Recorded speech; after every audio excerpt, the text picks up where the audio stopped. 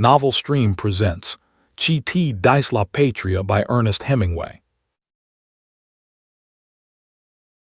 The road of the pass was hard and smooth and not yet dusty in the early morning. Below were the hills with oak and chestnut trees, and far away below was the sea. On the other side were snowy mountains. We came down from the pass through wooded country. There were bags of charcoal piled beside the road, and through the trees we saw charcoal burners' huts. It was Sunday, and the road, rising and falling, but always dropping away from the altitude of the pass, went through the scrub woods and through villages. Outside the villages there were fields with vines. The fields were brown and the vines coarse and thick. The houses were white, and in the streets the men in their Sunday clothes were playing bowls. Against the walls of some of the houses there were pear trees, their branches candelabraed against the white walls. The pear trees had been sprayed, and the walls of the houses were stained a metallic blue-green by the spray vapor. There were small clearings around the villages where the vines grew, and then the woods. In a village, 20 kilometers above Spezia, there was a crowd in the square, and a young man carrying a suitcase came up to the car and asked us to take him into Spezia. "There are only 2 places and they are occupied," I said. "We had an old Ford coupe." "I will ride on the outside." "You will be uncomfortable." "That makes nothing. I must go to Spezia." "Should we take him?" I asked Guy. "He seems to be going anyway," Guy said. The young man handed in a parcel through the window. "Look after this," he said. 2 men tied his suitcase on the back of the car above our suitcases. He shook hands with everyone, explained that to a fascist and a man as used to traveling as himself there was no discomfort, and climbed up on the running board on the left-hand side of the car, holding on inside, his right arm through the open window. "You can start," he said. The crowd waved. He waved with his free hand. "What did he say?" Guy asked me. "That we could start." "Isn't he nice?" Guy said. The road followed a river. Across the river were mountains. The sun was taking the frost out of the grass. It was bright and cold, and the air came cold through the open windshield. "How do you think he likes it out there?" Guy was looking up the road. His view out of his side of the car was blocked by our guest. The young man projected from the side of the car like the figurehead of a ship.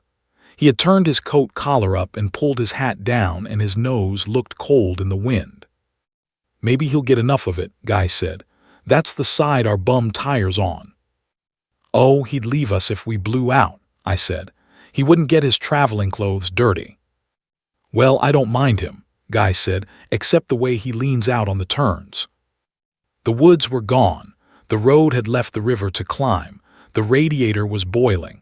The young man looked annoyedly and suspiciously at the steam and rusty water. The engine was grinding, with both Guy's feet on the first speed pedal, up and up, back and forth and up, and finally out level. The grinding stopped, and in the new quiet there was a great churning bubbling in the radiator. We were at the top of the last range above Spezia and the sea. The road descended with short, barely rounded turns. Our guest hung out on the turns and nearly pulled the top-heavy car over. "You can't tell him not to," I said to Guy. "It's his sense of self-preservation. The great Italian sense. The greatest Italian sense." We came down around curves, through deep dust, the dust powdering the olive trees. Spezia spread below along the sea. The road flattened outside the town. Our guest put his head in the window. "I want to stop." "Stop it," I said to Guy. We slowed up at the side of the road. The young man got down, went to the back of the car and untied the suitcase. "I stop here so you won't get into trouble carrying passengers," he said. "My package." I handed him the package. He reached in his pocket. "How much do I owe you?" "Nothing." "Why not?" "I don't know," I said. "Then thanks," the young man said, "not thank you, or thank you very much, or thank you 1,000 times, all of which you formerly said in Italy to a man when he handed you a timetable or explained about a direction. The young man uttered the lowest form of the word thanks and looked after us suspiciously as Guy started the car. I waved my hand at him. He was too dignified to reply. We went on into Spezia. "That's a young man that will go a long way in Italy," I said to Guy. "Well," said Guy, "he went 20 kilometers with us." A meal in Spezia. We came into Spezia looking for a place to eat. The street was wide and the houses high and yellow. We followed the tram track into the center of town. On the walls of the houses were stenciled eye-bugging portraits of Mussolini with hand-painted vivas, the double V in black paint with drippings of paint down the wall. Side streets went down to the harbor. It was bright and the people were all out for Sunday. The stone paving had been sprinkled and there were damp stretches in the dust. We went close to the curb to avoid a tram. "Let's eat somewhere simple," Guy said. We stopped opposite 2 restaurant signs. We were standing across the street and I was buying the papers. The 2 restaurants were side by side. A woman standing in the doorway of one smiled at us and we crossed the street and went in. It was dark inside and at the back of the room 3 girls were sitting at a table with an old woman. Across from us, at another table, sat a sailor. He sat there neither eating nor drinking. Further back, a young man in a blue suit was writing at a table. His hair was pomaded and shining, and he was very smartly dressed and clean-cut looking. The light came through the doorway and through the window where vegetables, fruit, steaks, and chops were arranged in a showcase. A girl came and took our order and another girl stood in the doorway. We noticed that she wore nothing under her house dress. The girl who took our order put her arm around Guy's neck while we were looking at the menu. There were 3 girls in all, and they all took turns going and standing in the doorway. The old woman at the table in the back of the room spoke to them, and they sat down again with her. There was no doorway leading from the room except into the kitchen. A curtain hung over it. The girl who had taken our order came in from the kitchen with spaghetti. She put it on the table and brought a bottle of red wine and sat down at the table. "Well," I said to Guy, "you wanted to eat someplace simple." "This isn't simple, this is complicated." "What do you say?" asked the girl. "Are you Germans?" "South Germans," I said. "The South Germans are a gentle, lovable people." "Don't understand," she said. "What's the mechanics of this place?" Guy asked. "Do I have to let her put her arm around my neck?" "Certainly," I said. "Mussolini has abolished the brothels. This is a restaurant." The girl wore a one-piece dress. She leaned forward against the table and put her hands on her breasts and smiled. She smiled better on one side than on the other and turned the good side toward us.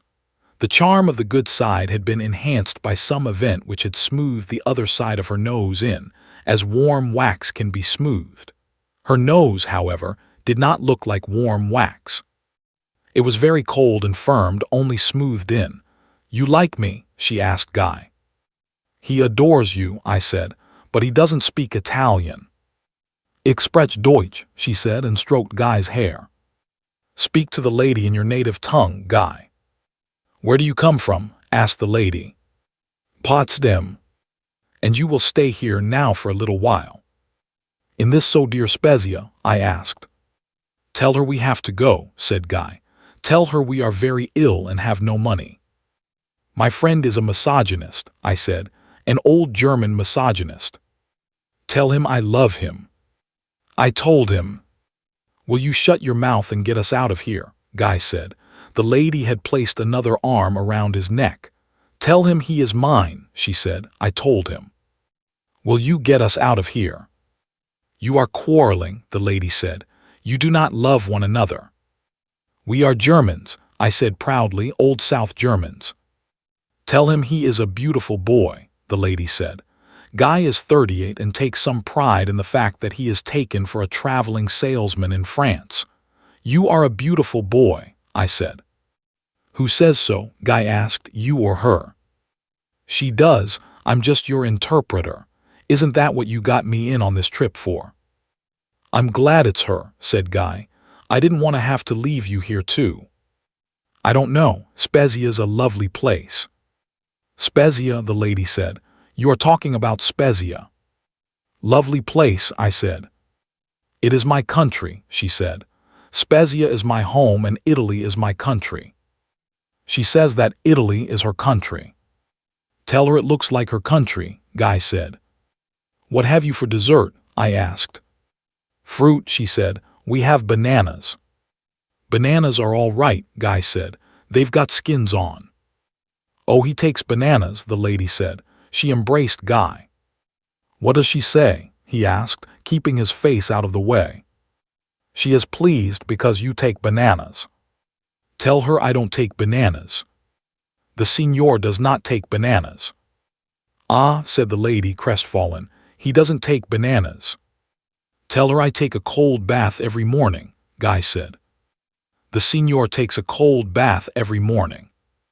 No understand, the lady said. Across from us, the property sailor had not moved. No one in the place paid any attention to him. We want the bill, I said. Oh no, you must stay. Listen, the clean-cut young man said from the table where he was writing. Let them go. These two are worth nothing. The lady took my hand. You won't stay, you won't ask him to stay. We have to go, I said. We have to get to Pisa or, if possible, Firenze tonight. We can amuse ourselves in those cities at the end of the day. It is now the day. In the day we must cover distance. To stay a little while is nice. To travel is necessary during the light of day. Listen, the clean-cut young man said. Don't bother to talk with these two. I tell you they are worth nothing, and I know. Bring us the bill, I said. She brought the bill from the old woman and went back and sat at the table. Another girl came in from the kitchen. She walked the length of the room and stood in the doorway. Don't bother with these two, the clean-cut young man said in a wearied voice. Come and eat. They are worth nothing. We paid the bill and stood up. All the girls, the old woman, and the clean-cut young man sat down at table together. The property sailor sat with his head in his hands. No one had spoken to him all the time we were at lunch. The girl brought us our change that the old woman counted out for her and went back to her place at the table. We left a tip on the table and went out. When we were seated in the car ready to start, the girl came out and stood in the door. We started and I waved to her. She did not wave but stood there looking after us, after the rain. It was raining hard when we passed through the suburbs of Genoa, and even going very slowly behind the tram cars and the motor trucks, liquid mud splashed onto the sidewalks, so that people stepped into doorways as they saw us coming. In San Pier d'Arena, the industrial suburb outside of Genoa, there is a wide street with 2 car tracks, and we drove down the center to avoid sending the mud on to the men going home from work. On our left was the Mediterranean. There was a big sea running and waves broke and the wind blew the spray against the car. A riverbed that, when we had passed, going into Italy, had been wide, stony and dry, was running brown and up to the banks. The brown water discolored the sea, and as the waves thinned and cleared in breaking, the light came through the yellow water and the crests, detached by the wind, blew across the road. A big car passed us going fast, and a sheet of muddy water rose up and over our windshield and radiator. The automatic windshield cleaner moved back and forth, spreading the film over the glass. We stopped and ate lunch at Sestri. There was no heat in the restaurant and we kept our hats and coats on. We could see the car outside, through the window. It was covered with mud and was stopped beside some boats that had been pulled up beyond the waves. In the restaurant you could see your breath. The pasta asciutta was good. The wine tasted of alum and we poured water in it. Afterward the waiter brought beefsteak and fried potatoes. A man and a woman sat at the far end of the restaurant. He was middle-aged and she was young and wore black. All during the meal she would blow out her breath in the cold, damp air. The man would look at it and shake his head. They ate without talking and the man held her hand under the table. She was good-looking and they seemed very sad. They had a traveling bag with them. We had the papers, and I read the account of the Shanghai fighting aloud to Guy. After the meal, he left with the waiter in search for a place which did not exist in the restaurant, and I cleaned off the windshield. the lights and the license plates with a rag. Guy came back and we backed the car out and started. The waiter had taken him across the road and into an old house. The people in the house were suspicious, and the waiter had remained with Guy to see nothing was stolen. Although I don't know how, me not being a plumber, they expected me to steal anything, Guy said. As we came up on a headland beyond the town, the wind struck the car and nearly tipped it over. It's good it blows us away from the sea, Guy said. Well, I said, they drowned Shelley somewhere along here. That was down by Viareggio, Guy said. Do you remember what we came to this country for? Yes, I said, but we didn't get it. We'll be out of it tonight. If we can get past Ventimiglia. We'll see. I don't like to drive this coast at night. It was early afternoon and the sun was out. Below, the sea was blue with whitecaps running toward Savona. Back, beyond the cape, the brown and blue waters joined. Out ahead of us, a tramp steamer was going up the coast. Can you still see Genoa? Guy asked. Oh, yes. That next big cape ought to put it out of sight. We'll see it a long time yet. I can still see Portofino Cape behind it. Finally, we could not see Genoa. I looked back as we came out and there was only the sea, and below in the bay, a line of beach with fishing boats, and above, on the side of the hill, a town and then capes far down the coast. It's gone now, I said to Guy. Oh, it's been gone a long time now. But we couldn't be sure till we got way out. There was a sign with a picture of an S-stern and S-volta pericolosa. The road curved around the headland and the wind blew through the crack in the windshield. Below the cape was a flat stretch beside the sea. The wind had dried the mud and the wheels were beginning to lift dust. On the flat road we passed a fascist riding a bicycle, a heavy revolver in a holster on his back. He held the middle of the road on his bicycle and we turned out for him. He looked up at us as we passed. Ahead there was a railway crossing, and as we came toward it the gates went down. As we waited, the fascist came up on his bicycle. The train went by and Guy started the engine.